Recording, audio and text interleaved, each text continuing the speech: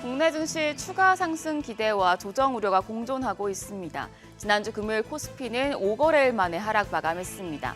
전강 후약 장세였죠. 장 초반엔 3년 10개월 만에 3,200까지 돌파하며 파죽지세를 이어가나 싶었지만 도널드 트럼프 미국 대통령의 관세 발언이 발목을 잡았습니다.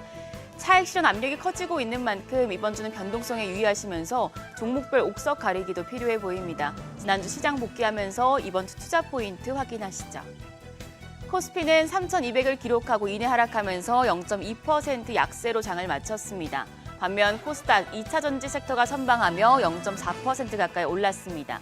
연이은 연고점 경신의 고점 부담이 커진 가운데 트럼프 대통령이 상당수 무역 상대국에 15% 또는 20%의 상호 관세를 부과하고 캐나다에는 35%의 관세를 부과할 것이라고 밝힌 점도 투자 심리를 위축시킨 것으로 풀이됩니다. 코스피에선 메이저 수급 주체 양매도가 나타났습니다. 외국인이 1,300억 원 가까이 순매도했고 기관도 664억 원 팔아냈습니다. 개인만 홀로 1,466억 원 매수 우위를 보이면서 지수의 하단을 지지했습니다.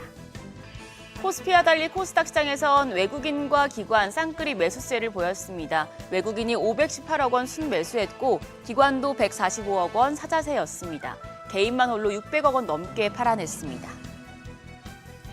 시가총액 상위단을 보면 순환매가 나타났습니다. 삼성전자는 코스피에서 2.6% 올랐는데 SK하이닉스 장중에 30만 원 선 돌파하고 차익 실현 매물이 출회되면서 하락했고요.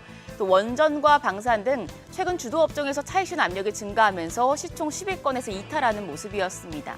삼성 바이오로직스와 네이버 등도 2%대 약세 보였습니다. 코스닥 시장에선 2차 전지 대표주들이 선방했습니다. 에코프로 BM이 3.6%, 에코프로가 4.2% 강세를 보였습니다. 테슬라가 로보택시 서비스 지역을 확대한다고 밝힌 영향이었고요.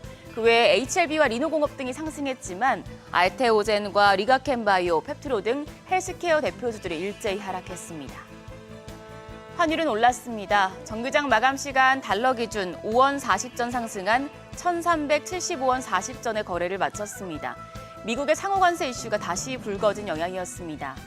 이후에 환율은 1,470원대 지지력을 이어가다가 NDF에서는 1,470원 후반대까지 상승했습니다.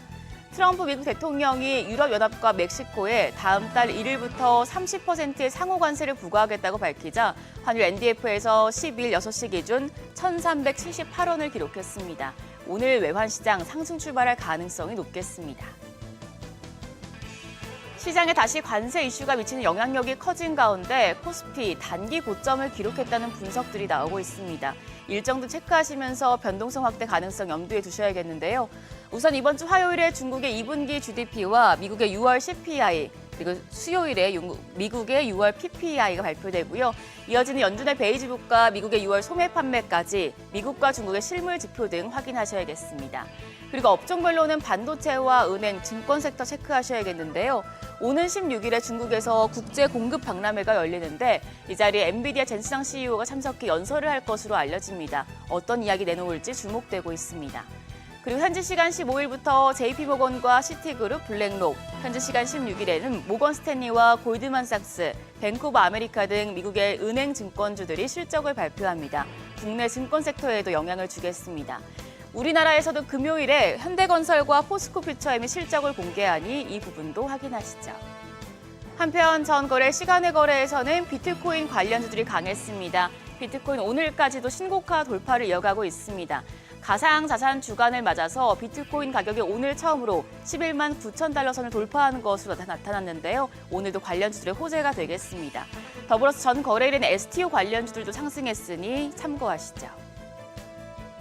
그럼 우리 시장 프리마켓 통해서 개장 분위기 가늠해 보겠습니다. 지난주 뉴욕 증시 트럼프 대통령의 전방위적인 관세 엄포에 주춤하면서 3대 지수 일제 약세를 보였었는데요. 일단 유가증권 시장 그렇게 타격이 크진 않은 모습입니다. 삼성전자가 지금 0.16% 상승하며 62,700원.